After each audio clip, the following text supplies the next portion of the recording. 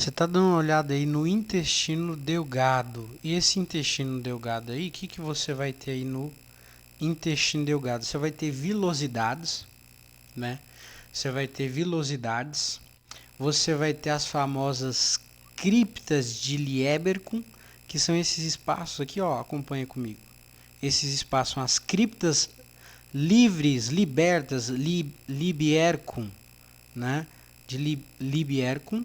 E aí você tem as vilosidades. Essa daqui é uma marca muito relevante e importante, né, do intestino delgado. Não tem como você confundir. Aqui você não vai conseguir ver aqui, ó, as criptas de Lieberkühn, as vilosidades intestinais, né? Aqui você consegue ver bem a submucosa, né? E na submucosa você vai ter dobras. Por exemplo, essa daqui, ó, é uma dobra. Daqui é a submucosa, daqui é uma dobra. Então aqui é a túnica mucosa, túnica submucosa. Uma dobra aqui. E esse vai ter uma outra dobra, né? Tá dobrando para lá, tá vendo? Tá dobrando. E essa dobra tem esse nome aqui, ó, Kerkring, né? Dobra de Kerkring. Que para assim lembrar da escrita, né? Você pode decorar assim, Kerkring. Kerkring com K. Kerkring. Mais ou Kerkring com K, né? A melhor maneira que você conseguir decorar. Então você tem as dobras de Kerkring, e eu decorei dessa forma, né? Dobra de Kerkring. Aí você tem a serosa, né? Que é a túnica serosa. Você tem a camada muscular que você não está conseguindo diferenciar aqui bem, que não dá para diferenciar, né? A camada muscular, a, a circular, né, da longitudinal, né, não dá para ver aqui, mas a submucosa eu mostrei para você as dobras, né, de Kerkring. Aí você tem vasos lactíferos, né, que não estão registrados aqui. Aqui em cima você tem os lóbulos do pâncreas, né? Lembra que o pâncreas está grudado aí no... Quando você olhar para cá, ó, o pâncreas ele está grudado ali no intestino delgado, certo? Então você está vendo o pâncreas aqui e aqui você está vendo ó, as vilosidades, né? Ó, sem segredo, vilosidades, criptas de Lieberkühn, né? Olha a dobra aqui da submucosa, né? Dobra de Kerkring, né? A dobra de Kerkring aqui não tem como você errar, impossível, né? Tem outra dobra aqui ó, de Kerkring, ó, né? Ó, as criptas, aqui a submucosa, ó, tá vendo? Aqui também não dá para ver. Se tiver glândulas na submucosa, significa que é o duodeno, porque só tem glândulas, repito, né? Já falei assim algumas outras vezes. Só existe glândulas ou no duodeno ou no esôfago, que são as glândulas esofagianas, na submucosa. Claro que na submucosa aqui eu tenho um plexo de Meissner, né? Nessa submucosa. Na túnica muscular, entre a circular, que aqui também não dá para identificar, entre a circular e a circular interna e a longitudinal externa, eu vou ter o plexo mioentérico, né? Ou de Auerbach, né? Olha essa outra imagem aqui, velocidades, as dobras. Aqui eu tenho o pâncreas de novo. E aqui ó, eu tenho um zoom. Aqui é a túnica serosa é serosa, ficou fácil. A longitudinal externa, aqui eu tenho a circular interna. Não sei se dá para identificar, talvez seja aqui, ó. É entre elas que nós temos aí o plexo, né, mioentérico. Aí mais uma vez eu tenho a submucosa, né? Aqui a submucosa, certo? Aí ó, vilosidade, certo? Criptas de Lieberkühn, ó, criptas de Lieberkühn. espaço interviloso, vilosidade intestinal. Alguns desses espaços, né, há quem diga que são os vasos lactíferos que são os vasos que vão absorver, né, os lipídios, vão absorver os lipídios. Passando um carro aqui na rua, aí você tem um zoom aqui na vilosidade, e aqui que você vai ver aqui, ó, que legal, né? Na vilosidade você vai ver aqui o tecido epitelial colunar simples com microvilosidades e células caliciformes, a borda em escova, e aqui, ó, você tá vendo, não é com células caliciformes? Aqui, ó, a célula caliciforme, né? Que vai produzir um muco aí, né, que vai ajudar a proteger, lubrificar, neutralizar o quimo ácido, que vai virar quimo básico, enfim. Borda estriada, tá vendo? São os interócitos, né? Esse colunar simples, com microvelocidades, com célula caliciforme, os interócitos. Aí você tem a lâmina própria, né? Tecido conjuntivo frouxo, vilosidade intestinal, é o núcleo, né? Aí você tem o espaço interviloso, que há quem diga que é vaso lactífero. Aí você tem mais espaço interviloso, ó. Aí você tem a vilosidade intestinal. Aqui, ó, remete à borda estriada, que é essa parte aqui cheia de microvilosidades. Existe glicocálice aqui, espaço para poder fazer a absorção aí de nutrientes, né? Você tem o núcleo da célula aqui, né? Aqui uma célulazinha caliciforme, outra célula caliciforme, outra célula caliciforme, né?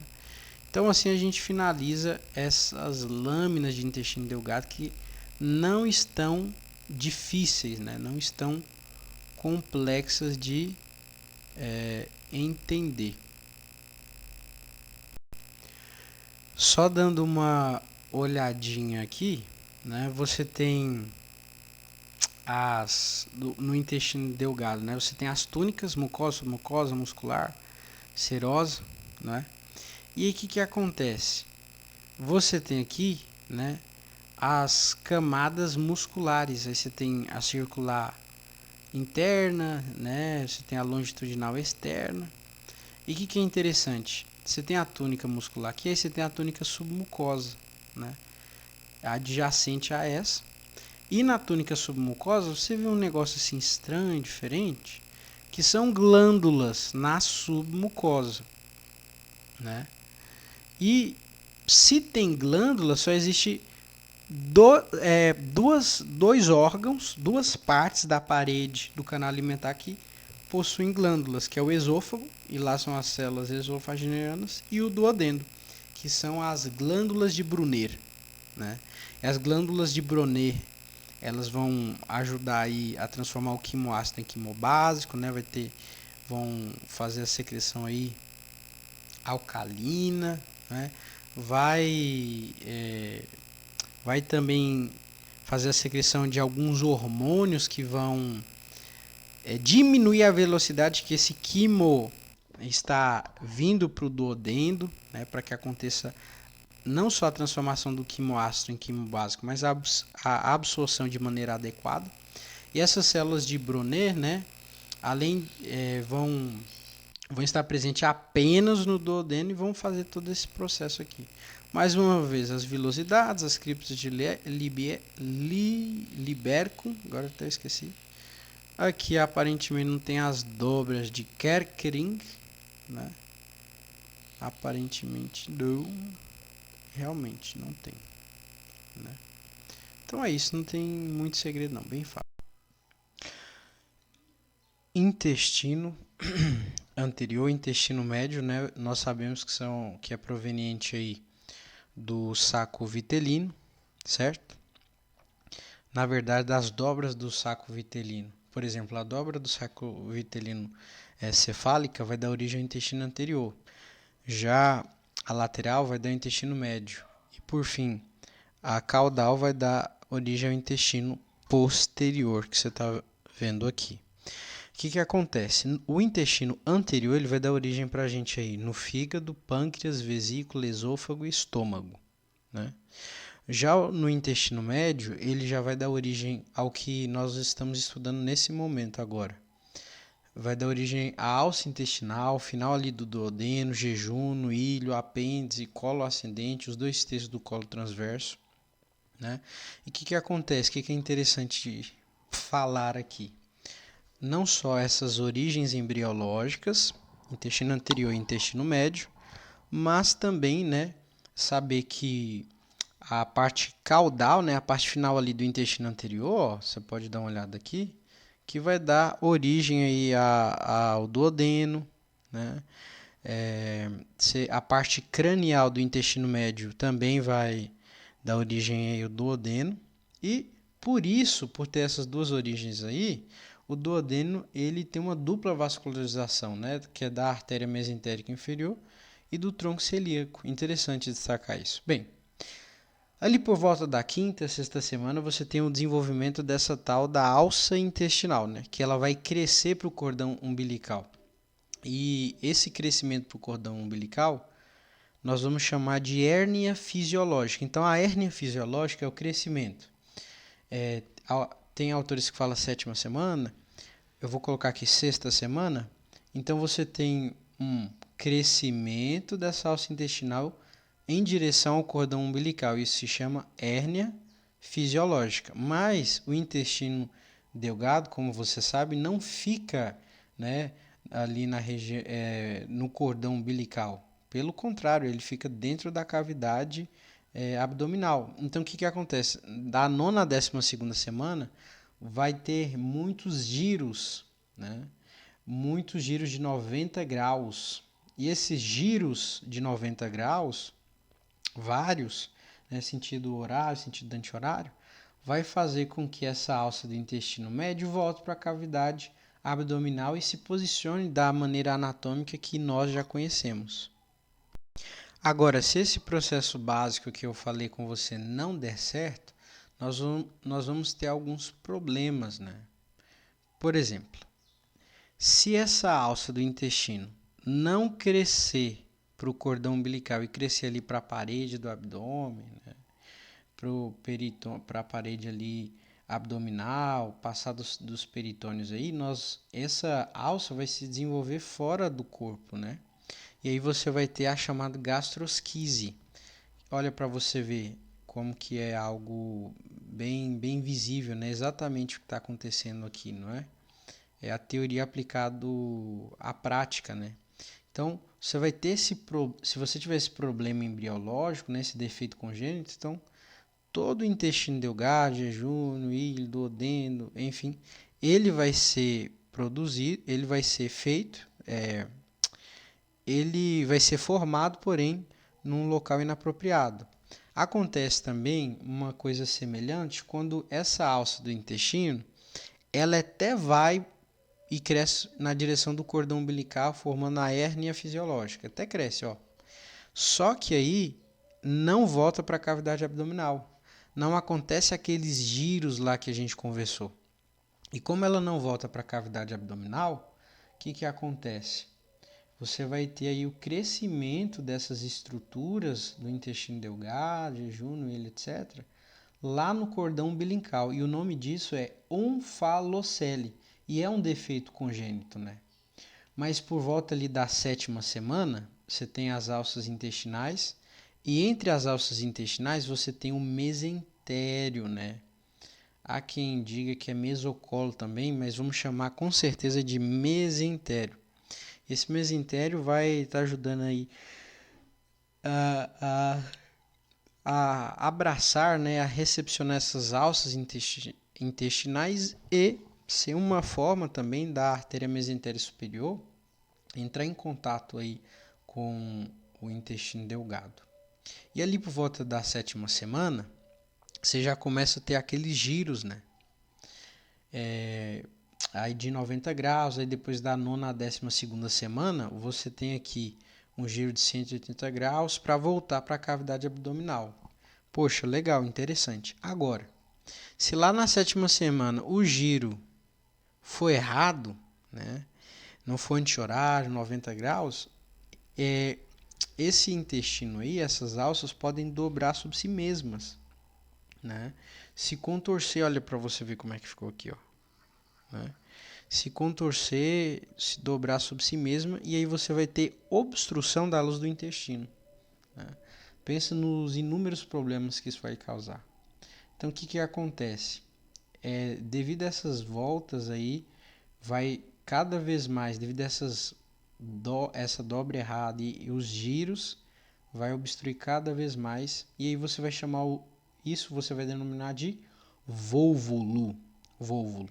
Agora, nesse ponto aqui é interessante se destacar a questão dos órgãos retroperitoneais, né?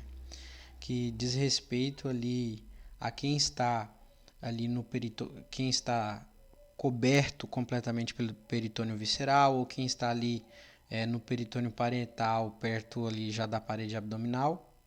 E isso daí vai ajudar para você entender, para futuramente realizar alguma cirurgia nesse sentido, né? Entender alguma doença que está ocasionando ali o paciente, né? Então, para explicar mais sobre esses órgãos intraperitoneais e retroperitoneais, eu coloquei esse ponto aqui, mas eu queria falar de maneira muito resumida, que é um resumo, né, do que acontece se eu tiver restos do saco vitelino, né? Deu uma sobra ali, não virou intestino primitivo, anterior, tarará, sobrou. Esse resto do saco vitelino secundário, né, ele vai formar o tal do divertículo de Meckel, né? Qual o problema do divertículo de Meckel, né? Olha ele aqui. Basicamente nenhum. Só que você lembra lá do apêndice vermiforme que tem ali no seco, certo? Ali já no intestino grosso, no início ali do intestino grosso, o que acontece? Que ele sempre inflama, ele é conhecido por inflamar. Então, se eu tenho bolsas aí, como o divertículo de Meckel, eu posso aumentar ou criar um cenário favorável para inflamações sazonais que podem me causar algum problema. Falando assim sobre os órgãos intraperitoneais e retroperitoneais, a gente tem aqui o estômago, o ilho, o jejum, o seco, o apêndice, o colo, o transverso sigmoide, o fígado, vesícula biliar e baço. Eles estão completamente revestidos pelo peritônio visceral e eles possuem uma mobilidade maior do que os órgãos retroperitoneais, que estão já entre o peritônio parietal e a parede do abdômen. Então, em tese, eles estão mais para a parte anterior, né? E esses órgãos aí são pâncreas, parte ali do duodeno, né? Eu acho que a segunda, terceira parte ali, quarta parte, o terço. Aí você tem também o cólon ascendente, que é retroperitoneal, e o descendente. Aí você tem o cólon ascendente e descendente, que são retroperitoneais, né? Por que isso é importante entender intraperitoneal e retroperitoneal? Repito, para algum procedimento que você precisa fazer para entender alguma doença local, por exemplo, a paracentese da pessoa que está com alcoolismo, né, e apresenta ascite, aí você precisa realizar a paracentese não só dela ou de pessoas que possuem algum outro problema que causou ascite, aí você precisa drenar, né? Retirar essa ascite. Você precisa entender bem a posição anatômica, quais que estão cobertos pelo peritônio visceral, para você poder ali, né, retirar sem medo, né, e com muita segurança aquele líquido ali do paciente, né? Pensando em um adulto, né, que tem intestino delgado, o que acontece? O intestino delgado tem em torno aí de 5 metros de comprimento. Pois é, 5 metros que estão aí bem organizados estrategicamente aí dentro ali da sua cavidade abdominal, né? 20 centímetros, né, ali da parte inicial do intestino delgado é o duodeno. A função dele é a absorção, porque o grosso ele não vai absorver nenhum nutriente, né? Outra função associada ao intestino delgado é a quebra de alimentos. Você está olhando aqui o intestino delgado, né? E você percebe que ele tem uma característica muito própria dele, que são as tais das vilosidades. Quando você estiver andando para o intestino grosso, você não terá mais vilosidade alguma. Bem, nós sabemos que o epitélio ali do intestino delgado é epitélio colunar simples com microvilosidades e células caliciformes, né? O estômago era colunar simples com microvilosidades, mas não tinha células caliciformes. Já o intestino delgado nós temos células caliciformes. Uma outra questão muito própria aqui do intestino delgado são essas criptas, né? Essas criptas que são chamadas de criptas de Lieberkühn. Lá no estômago, nós tínhamos as fossetas ou criptas ou fovéolos. Aqui essas criptas têm um nome específico. Criptas de Lieberkühn. Então, se eu vou falar da... Claro que eu não estou pronunciando igual o original, né? Estou fazendo um abrasileirado apenas para poder ilustrar e tornar dinâmico esse assunto. As criptas de Lieberkühn, elas são uma característica muito marcante, muito importante do intestino delgado. Você vai observar dobras também. Todo esse tecido aqui, ó, ele é ondulado, né? Você vai perceber que o intestino delgado é muito ondulado. E essas ondulações são dobras, né? Que é a dobra da camada submucosa. Aqui você não vai conseguir ver direito, mas eu vou te mostrar uma imagem que vai ser possível. Na verdade, você até viu ali nas lâminas, né? Então, o nome dessas dobras é dobras de Kerkerin, beleza? Kerkerin. Mais uma vez, sem falar da maneira correta, apenas uma forma para que eu possa lembrar Kerkerin, da escrita, né? Então, beleza, você está olhando aqui para duas estruturas do intestino delgado. A primeira é a cripta e a segunda aí é uma vilosidade. Na vilosidade, você vai ter as células colunares aqui, ó. Você pode perceber, são células colunares simples com microvilosidades. E essas células colunares simples com microvilosidades, elas são chamadas de borda em escova. Borda em escova. Essas células colunares com muitas microvilosidades.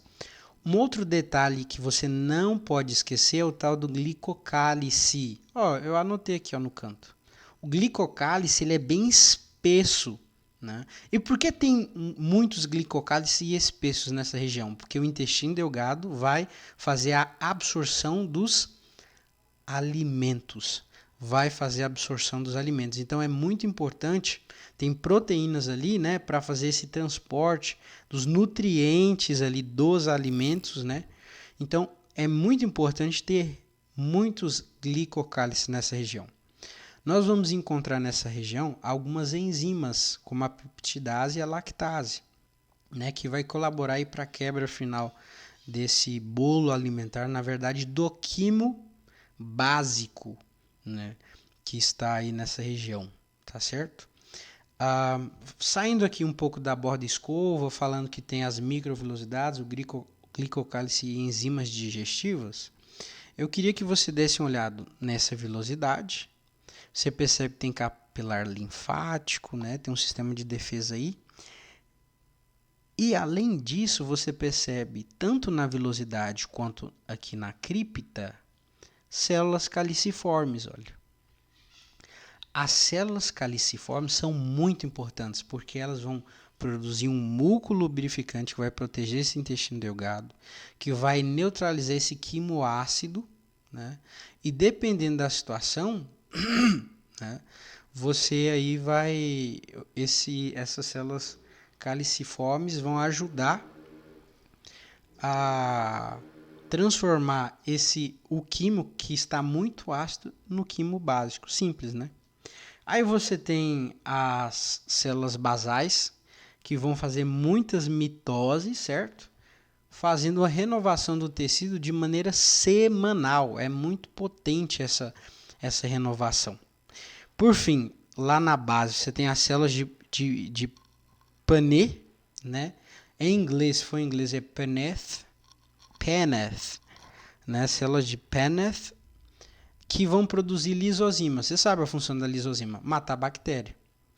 Agora, desse lado aqui, ó, você tem linfócito aí para tudo quanto é lado. Você tem as células enteroendócrinas. E ali você vai ter a célula M, com microdobras, que vai ter células apresentadoras de antígeno. A VIP, vai ter a célula VIP, que ajuda aí no peristaltismo. A célula D, da somatostatina. A célula I, que vai produzir o CCK, colestocistocina. A S, de secretina, né? Então, a G, de gastrina. Então, nós vamos ter muitas células aí. Por exemplo, aí que vai induzir, né, a vesícula biliar a soltar a bile para poder emulsificar, ter todo aquele processo ali de absorção, de quebra da gordura em micelas, enfim, para poder absorver o lipídio. Então, tudo isso está acontecendo ali no intestino delgado, né? Você tem a secretina, que também vai colaborar aí para nós termos um quimo menos ácido, né? Você tem a gastrina, que vai ajudar também no peristaltismo, como a VIP, tá certo? E aí você tem, né, você tem aqui ainda o intestino delgado, só que com algumas características que vão me ajudar e vão te ajudar muito, não é? O que eu tenho aqui? Eu tenho as vilosidades, eu tenho as criptas de Lieberkühn. Eu decorei da seguinte maneira, né? Aqui são as vilosidades, fácil, que ajudam na competição ali bacteriana e também aumentar, né, a área de absorção. Mas você tem essas criptas, né, que é o mesmo nome de focetas ou fovéolas, mas aqui nós chamamos só de criptas. E essas criptas, elas estão livres, né? Essas velocidades podem se mover, então elas estão livres, elas estão Lieberkühn, né? Kuhn, aí você pensa, vai para o intestino grosso, né? Então é Lieberkühn. Cripta de Lieberkühn, libertas, né? Aí você tem a túnica mucosa, túnica submucosa, túnica muscular, né? Quais são as características que são muito próprias aqui que é importante você lembrar? Ó, na muscular da mucosa, na túnica mucosa, você vai ter, né, duas camadas. Uma camada muscular circular interna e uma camada muscular longitudinal externa, não é? Na submucosa, você vai encontrar glândulas de Brunner. Né? Aí tem um detalhe, aqui é legal, aqui é bem interessante. Submucosa, as únicas partes, né, do canal alimentar, da parede do canal alimentar que tem glândula na submucosa é apenas o esôfago e o duodeno. Então, se eu encontrar glândulas na região da submucosa, eu estou falando do duodeno. Estou fazendo referência sobre o duodeno. Né?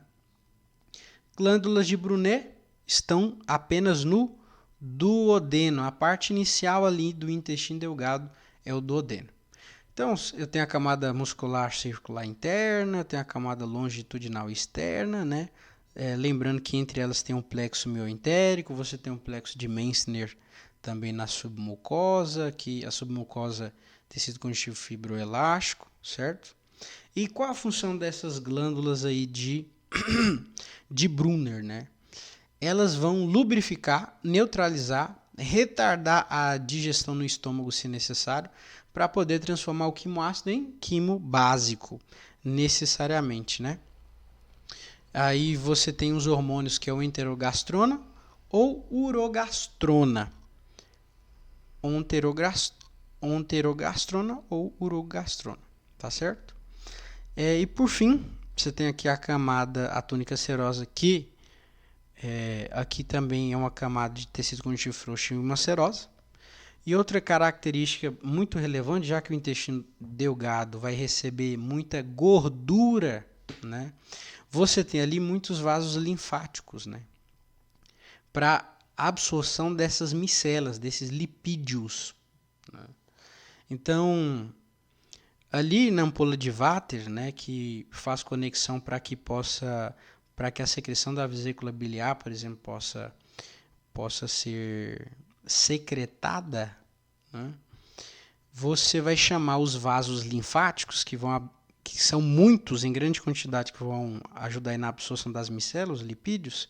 Você pode chamar eles de vasos lactíferos, ou seja, os vasos lactíferos fazem referência aí ao intestino delgado.